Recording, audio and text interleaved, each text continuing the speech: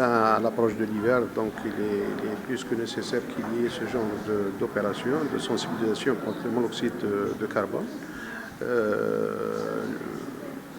Ça a été développé sur deux plans. Le premier plan, c'est carrément la sensibilisation. Le deuxième plan, c'est voir quelles sont les dispositions jusque-là prises.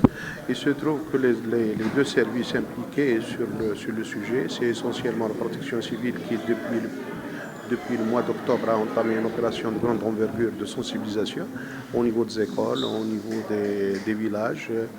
C'est une opération qui tout d'abord, pour les premiers gestes, d'une part, et d'autre part, ce qui est intéressant, c'est cet engouement des citoyens dans la formule secouriste. Nous sommes à 3000 secouristes. Cette année, on enregistre 49.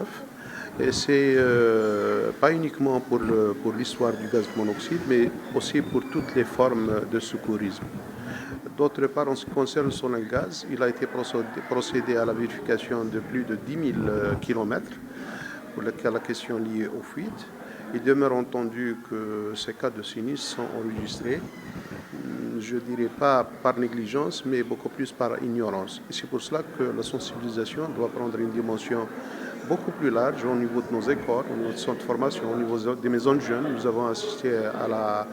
avons noté plutôt la présence de la direction de la jeunesse et des sports pour la question de la mise à disposition des structures de jeunesse pour la sensibilisation. Et il y a aussi cette disponibilité de Sonelgaz pour la prise en charge de toute demande de contrôle et de vérification de conformité.